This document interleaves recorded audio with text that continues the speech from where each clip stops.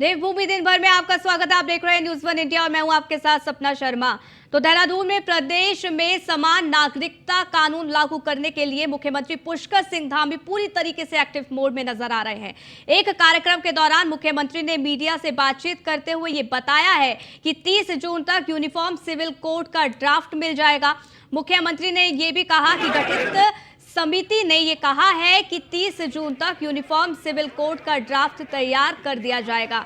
CM ने कहा कि ड्राफ्ट मिलने के बाद ही आगे की कार्रवाई की जाएगी और उत्तराखंड के साथ साथ देश के अन्य राज्यों में भी यह अपेक्षा की जाएगी कि सभी राज्य भी अपने यहां समान नागरिकता कानून लागू करें। 30 जून तक हमको उसका ड्राफ्ट मिल जाएगा।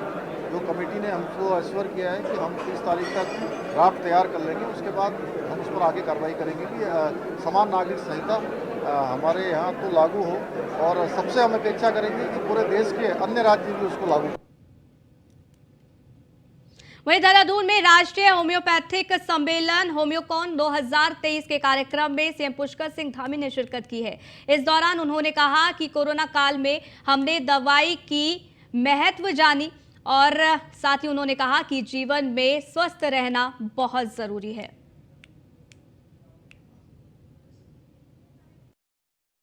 जीवन हम सबको एक बार मिला है और जीवन को अगर मैं आश्चर्य कहूं तो कोई बड़ी बात नहीं है कि हमारे जितने भी ग्रंथ हैं, भागवत हैं, पुराण हैं, सभी कहते हैं कि एक बार अगर मनुष्य का जीवन पूरा हो जाए तो उसके बाद ये जीवन कब मिलेगा, इसको कह पाना बहुत कठिन है। इसलिए पहले ही हमारे जैसे शास्त्रों में कहा गया है, अभी आदमी अश्विनी चौबे जी ने कहा शरीरम माध्यम खलु धर्म साधनम, अर्थात शरीर ही हमारे सारे कर्तव्यों को पूर्ण करने का एकमात्र साधन है। तो अपने शरीर को स्वस्थ रखना, इसके लिए क्योंकि ये अनमोल शरीर की रक्षा करना, उसे निरोगी बनाए रखना मनुष्य का सर्वप्रथम कर्तव्य है।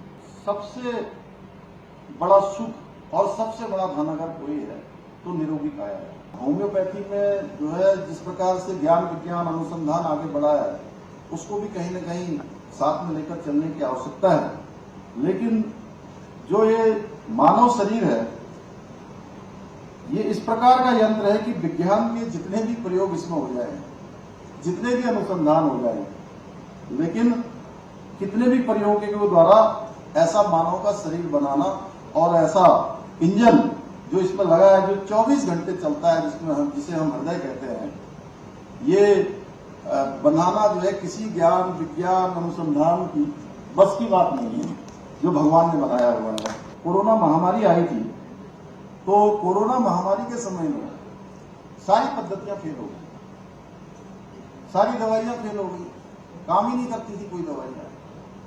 उस समय में लोग यही योग, ध्यान, आयुष, होम्योपैथ, काढ़ा और तमाम चीजों की ओर पुनः लौटे थे। ऐसे समय में जब कोई सहारा नहीं दिख रहा था, तो हमको जो है ये हमारी ये पुरानी पद्धति ये याद आ रही थी। तो निश्चित रूप से कहीं न कहीं इस पद्धति ने हमको जीवन जीने का जो हमारा एक हमारी संस्कृति के साथ, हमारी जीवन पद्धति के साथ, हमारी विरासत के साथ जुड़ी हुई थी, उस पद्धति को याद दिलाने का भी काम किया है। अपना विलुप्त होता वैभव फिर से प्राप्त कर रही है। यानी कि जो हमारी संस्कृति थी, जो हमारे संस्कार थी, जो हमारी विरासत थी, जो हमारे जीवन जीने की पद्धतियां थी, वो पुनः अपने वैभव की ओर आ रही हैं। चाहे वो आयुष मंत्रालय का गठन हो या अंतर्राष्ट्रीय योग दिवस का आयोजन हो, आदरणीय प्रधानमंत्री जी की दूरदृष्टि के कारण ही आज पारंपरिक चिकित्सा के महत्व से लोग न केवल परिचित हो रहे हैं, बल्कि उस पद्धति को अपना। वहीं उत्तराखंड में मौसम विभाग की तरफ से बारिश को लेकर अलर्ट जारी किया गया है। आपको बता दें अलर्ट जारी है। यहां मैदानी जिलों में मौसम तापमान बढ़ने का अंदेशा मौसम विभाग की तरफ से जताया गया है। वहीं पहाड़ी जिलों में 17 मई तक बारिश होने की आशंका जताई गई है। मौसम विभाग ने 17 मई तक चमोली, उत्तरकाशी, बागेश्वर, रुद्रप्रयाग और पिथौरागढ़ समेत अन्य जिलों में बारिश की संभावना जताते हुए येलो अलर्ट जारी कर दिया है।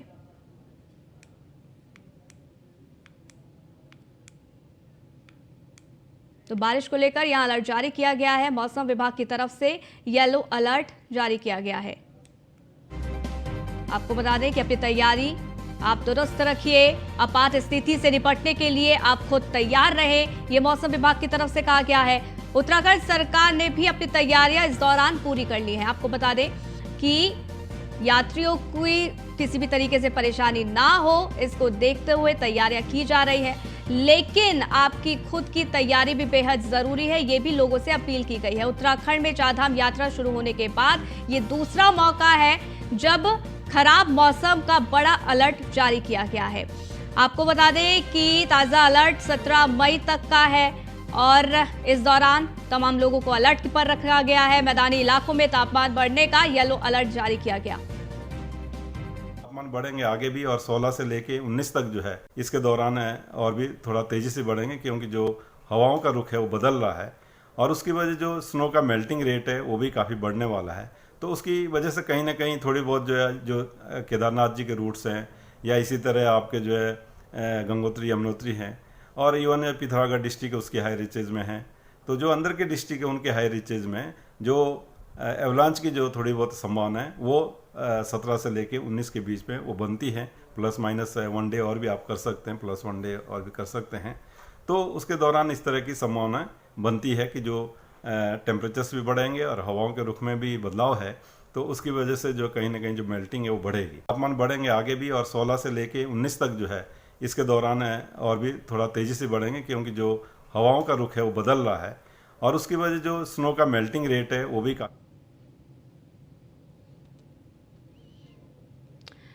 तो आपको बता दें कि पहाड़ी जिलों में 17 मई तक बारिश का अलर्ट जारी किया गया है। आपको बता दें चारधाम यात्रा भी चल रही है और ऐसे में ये दूसरा मौका है, ये दूसरा दफा है जब इस तरीके का मौसम का अलर्ट जारी किया गया है। येलो अलर्ट जारी है। मैदानी जिलों में तापमान बढ़ने का अंदेशा भी यहाँ पर जताया गया है, इसलिए लोगों से भी अपील की जा रही है। इसके साथ ही सरकार से भी ये कहा जा रहा है कि वो भी अपनी तैयारी पूरी तरीके से दुरुस्त रखे। हालांकि सरकार की तरफ से इसको लेकर तैयारियां की जा रही है। सरकार समय समय पर लोगों को इसको लेकर अलर्ट भी कर रही है। तो मैदानी जिलों में तापमान बढ़ने का अंदेशा भी यहां पर जताया गया है, अलर्ट जारी है और आपको बता दें कि 17 मई तक बारिश हो सकती है। और जब हमने देखा है कि बारिश होती है तो भूस्खलन जैसी स्थिति भी पैदा होती है, जाम अक्सर लग जाते हैं और यही वजह है कि लोगों से ये अपील की जा रही है कि वो बहुत ज़रूरी हो तो ही घर से बाहर निकले और ऐसे में वो अपनी तैयारी पूरी तरीके से दुरुस्त रखे।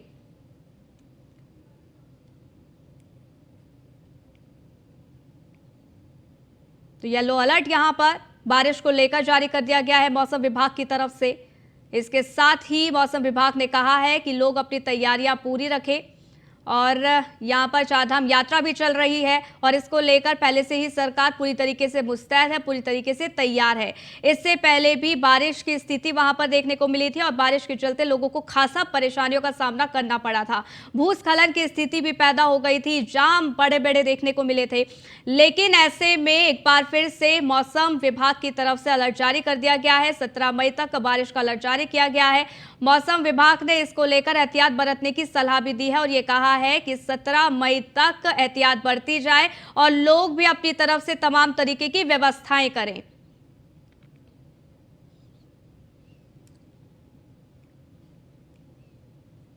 ऋषिकेश में देवप्रयाग तक चारधाम यात्रा पौराणिक मूल मार्ग पर गंगा पथ यात्रा को जिलाधिकारी डॉक्टर आशीष चौहान ने ध्वज दिखाकर रवाना किया है।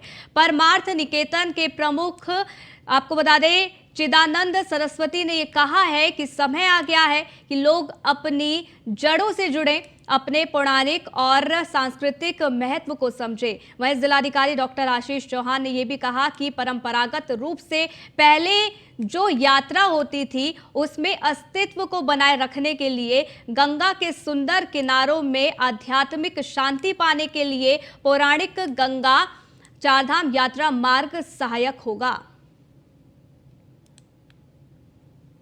बहुत ही ऐतिहासिक एक कार्यक्रम हुआ है।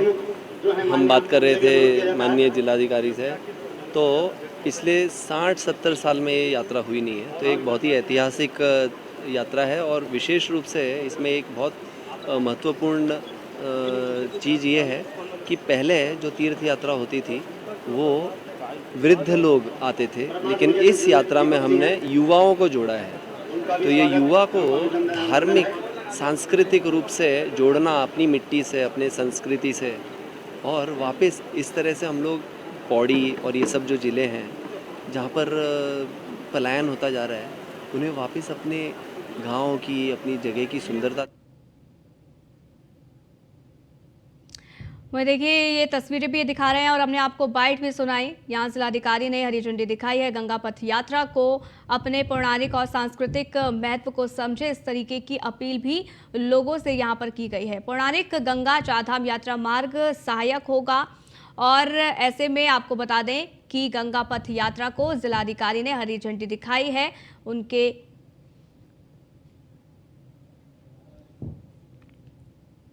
वहीं कर्नाटक का चुनाव जीतने के बाद देश भर में कांग्रेस कार्यकर्ताओं में एक उमंग की उम्मीद जागी हुई है।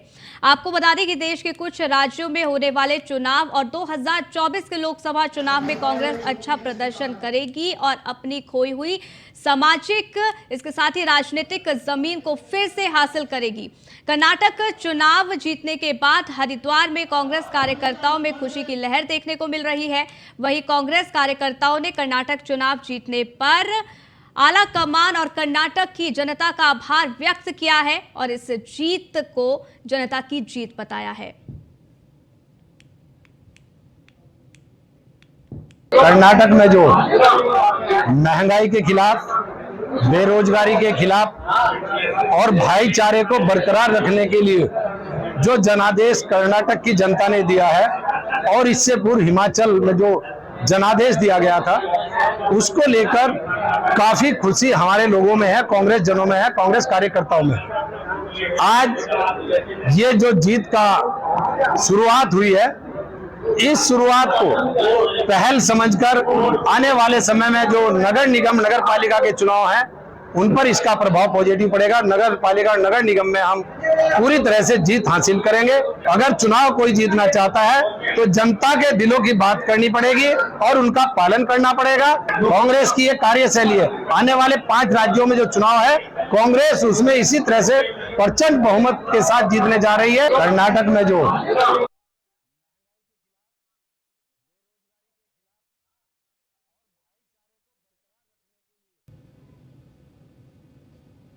तो कर्नाटक में कांग्रेस की जो जीत हुई है, उसको देखते हुए हरिद्वार में जश्न का माहौल यहां पर देखने को मिला। तमाम जो कार्यकर्ता है बेहद खुश नजर आए और उनका जो उत्साह है वो साफ तौर पर देखने ही बन रहा था। आपको बता दें, कर्नाटक में कांग्रेस की जीत हो गई है। यहां पर कांग्रेस ने 136 सीटें हासिल की और अपने दम पर 10 साल बाद कांग्रेस की कर्नाटक में वापसी हुई है। हालांकि आपको बता दें कि इस जीत के साथ ही जो तमाम नेता है कांग्रेस के, जो तमाम कार्यकर्ता हैं, उनमें अलग ही जोश नजर आ रहा है और इसको लेकर वो पूरी तरीके से कॉन्फिडेंस नजर आ रहे हैं कि आने वाले चुनाव में और मिशन 2024 यानी कि लोकसभा चुनाव 2024 में कांग्रेस की तरफ से अच्छा प्रदर्शन किया जाएगा। वहीं विकास नगर में कर्नाटक में हुई कांग्रेस की जीत पर नगर पंचायत सेलाकुई में पार्टी कार्यकर्ताओं ने ढोल बजाकर एक दूसरे को मिठाई खिलाकर खुशी मनाई। ये तस्वीर भी आपको दिखा रहे हैं। साथ ही आपको बता दें कि कांग्रेस कार्यकर्ताओं ने आतिशबाजी भी की और इस अवसर पर पार्टी के कोषाध्यक्ष आर्येंद्र शर्मा ने कहा है कि कर्नाटक की जनता का आशीर्वाद पूरे देश में बदलाव की शुरुआत साबित होगा।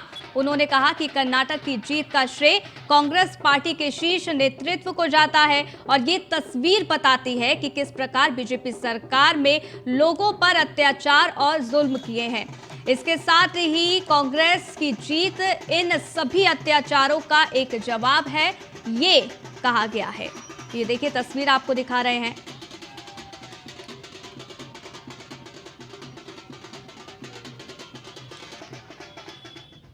वहीं देहरादून में सीबीएसई का रिजल्ट आने के बाद राज्य के अटल उत्कृष्ट विद्यालय के रिजल्ट को लेकर शिक्षा विभाग के अधिकारी खासे नाराज नजर आ रहे हैं। ऐसे में शिक्षा महानिदेशक आपको बता दें बंसीधर तिवारी ने आज जिलों के सभी शिक्षा अधिकारियों के साथ वीडियो कॉन्फ्रेंसिंग के माध्यम से उत्कृष्ट विद्यालयों की रिजल्ट की पूरी समीक्षा की है और समीक्षा के अनुसार कई स्कूलों के बच्चों की सप्लीमेंट्री आई है जो जून में होंगी। इसके साथ ही आपको बता दें कि उससे पहले तमाम शिक्षा अधिकारियों को निर्देश दे दिए गए हैं कि ऐसे तमाम स्कूल जहां पर बच्चों को सप्लीमेंट्री देनी है वहां गर्मियों की छुट्टियों में भी स्कूल खोलने के निर्देश दिए गए हैं। बच्चों को पूरी तरह तैयार रखें, तैयारी कराई जाए, इसके भी निर्देश दिए गए हैं। वहीं पौड़ी में जैसे जैसे गर्मी का पारा चढ़ता जा रहा है वैसे वैसे ही जंगलों में आग लगने की खबरें भी सामने आ रही है, लेकिन इस बार जंगल में आग लगने की वजह कुछ और ही नजर आ रही है। आपको बता दें, बदमाश इसकी वजह है जिन्होंने विकास खंड पावो के अंदर आने वाले वन विभाग के पास के जंगल में आग लगा दी, जिसके बाद जंगल भी धू धू कर जलने लगा। ये तस्वीर आप देखिए, गांव के लोगों ने आग लगाने की खबर देखी और इसके बाद उन्होंने इसकी जो पूरी जानकारी है वो वन विभाग के अधिकारियों को दी गई, जिसके बाद आग बुझाने की यहां पर कोशिश भी की गई। वन विभाग ने इस पूरी घटना के बाद बदमाशों पर जल्द कार्रवाई करने की बात भी कही है। आज किसी शरारत तत्व द्वारा सिगट कक्ष संख्या 2 में आग लगा दी गई है।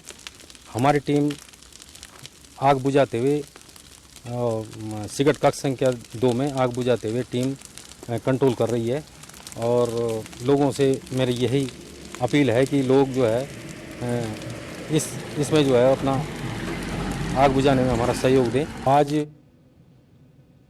उधम सिंह नगर में पुलिस के हाथ बड़ी कामयाबी लगी है। आपको बता दें कि यहां पर पुलिस ने 3 चोरों को गिरफ्तार किया है जो कि बाइक की चोरी किया करते थे। पुलिस ने तीनों आरोपियों को मुखबिर की सूचना पर सूखी नदी पर बने पुल के पास से गिरफ्तार किया है, जिनके पास से 10 बाइक बरामद की गई है। ये चोर बाइक्स को उत्तर प्रदेश में बेचने की फिराक में थे। चोरों ने YouTube के जरिए बाइक चोरी करने के तरीकों को सीखा भी था और इसकी मदद से ये चोरी की वारदात को अंजाम देते थे।